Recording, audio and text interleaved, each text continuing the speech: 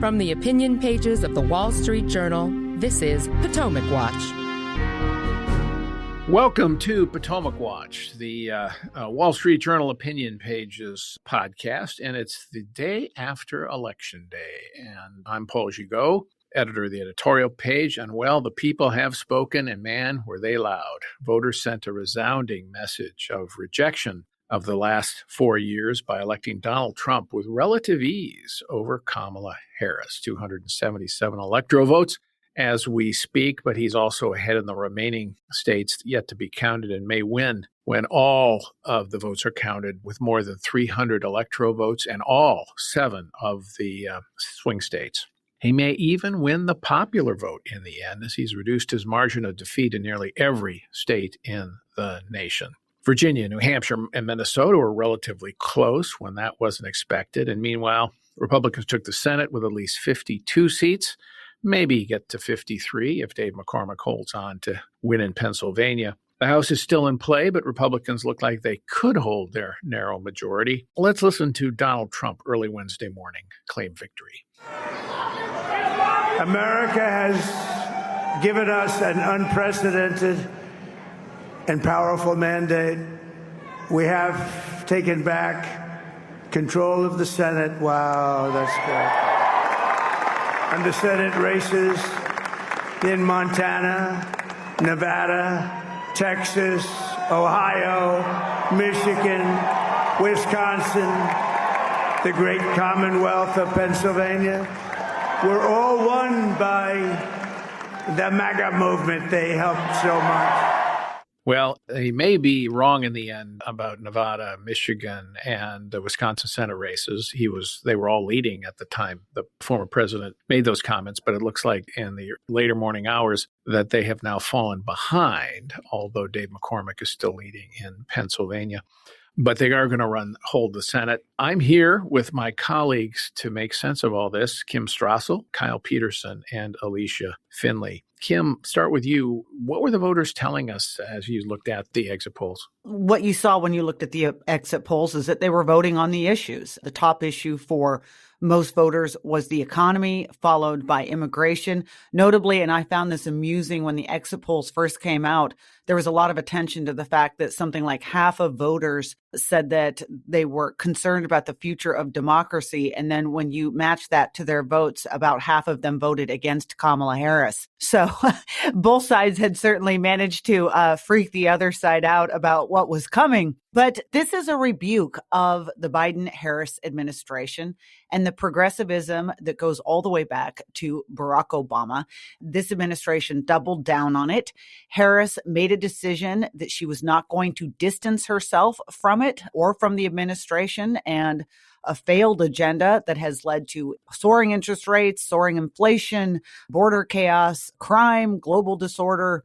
And in refusing to do that, voters were concerned they were going to get more of the same. And what was remarkable was how across the board that concern was. The demographics of those exit polls and the final results are quite striking in that pretty much every type of voter group Donald Trump made gains with. And this Republican coalition is looking a lot different. Couple of points there. One is on the issues. I want to get into those a little bit. But this coalition point, Alicia, that Kim raised, extraordinary.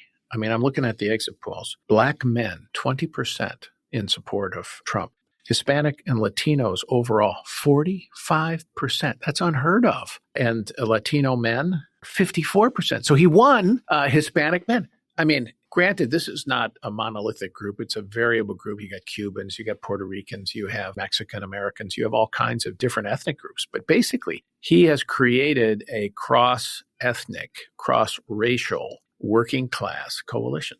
Well, I think more so the Democrats have created that for him, right? Okay, in terms of their policies, both on the economics. You saw the inflation, the 9.1% inflation, which has particularly harmed working class voters, especially those, Hispanics who in California, Arizona, Nevada. And there are even some in, Pennsylvania and Wisconsin who are really been mostly harmed by the inflation.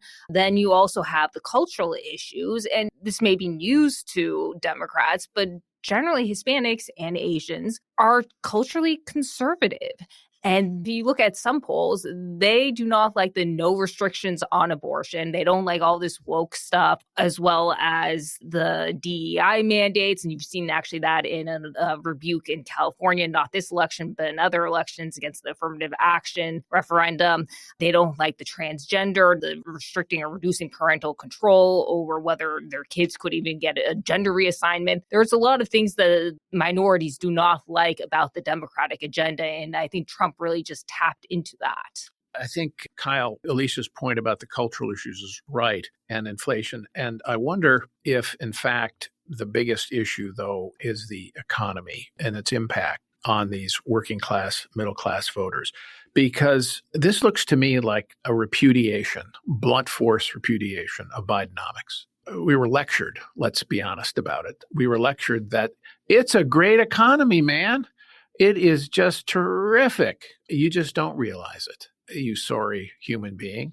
And the fact is, people said, we hear you, but that's wrong because that's not what I feel. I think that's a big part of it when inflation is eating away at wage growth. So everyday workers are not getting raises, not feeling the raises. Even if they are getting the raises, they're not feeling it when they go to the grocery store. I think that is an enormous problem for the incumbent and a problem that Democrats created when they went on this kind of spending binge. I mean, I would broaden it to kind of the point that Alicia was making about bigger progressive overreach. Remember, Biden ran as a uniter in 2020.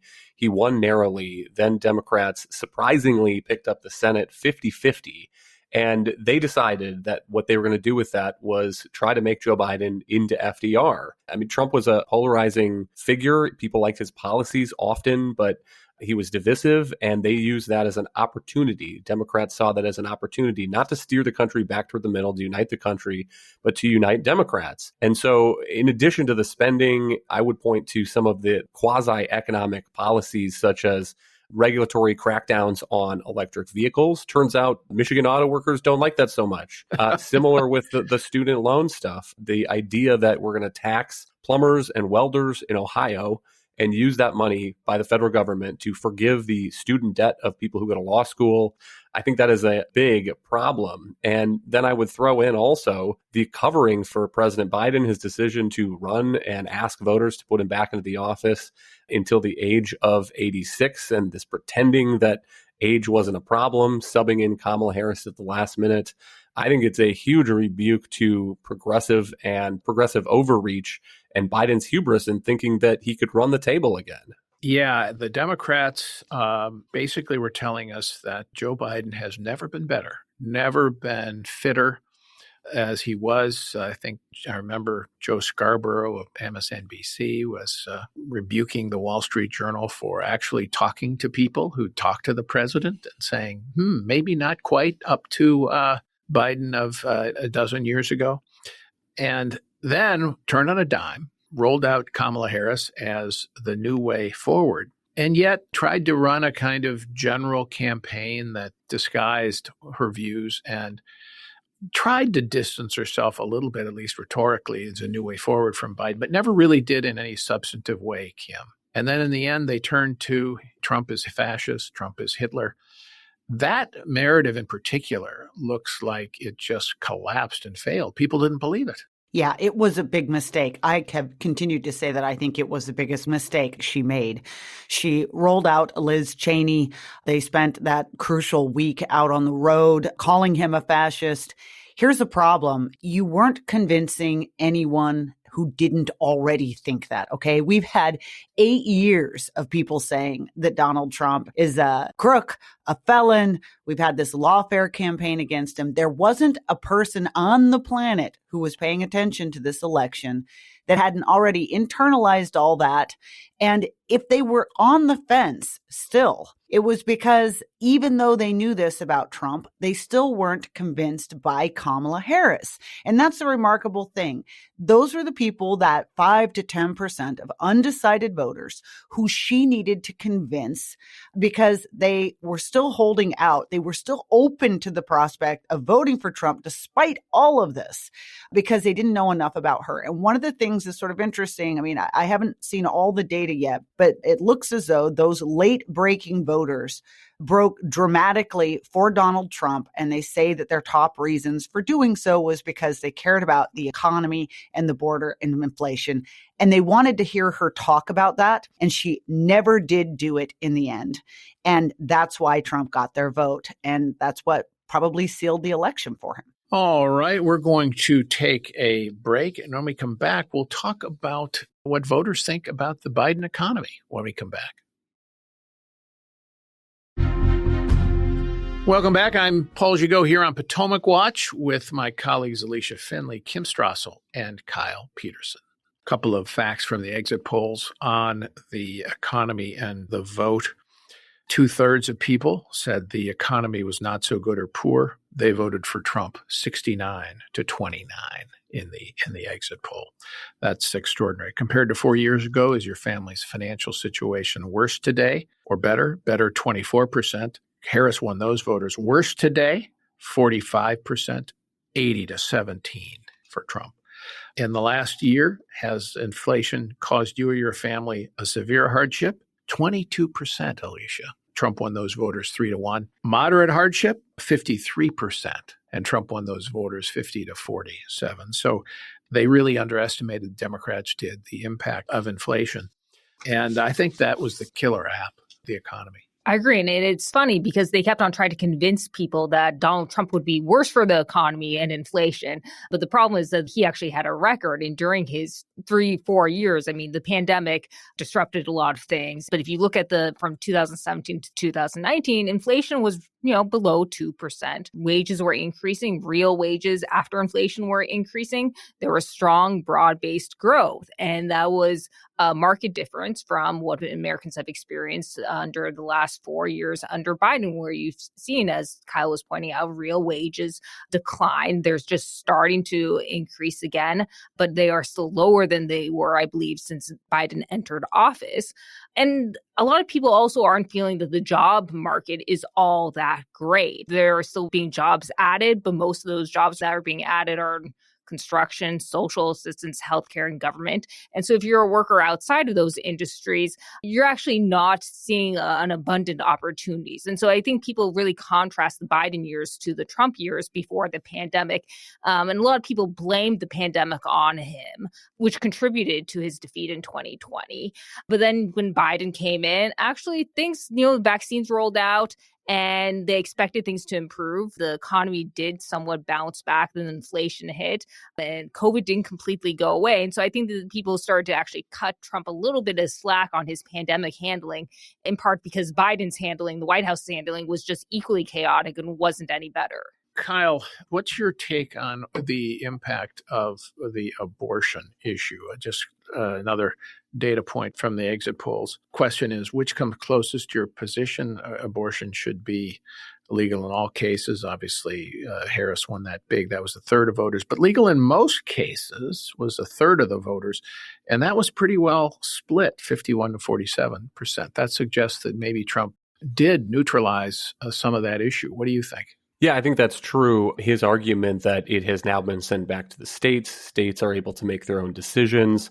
I do think that it's important to look at the share of voters for whom abortion was their top issue. That was about 14%, according to the exit polls. And Kamala Harris won those voters handily, though about a quarter of Republicans saying that abortion was also their top issue. So there are some pro-life voters still who are pretty single issue on that question.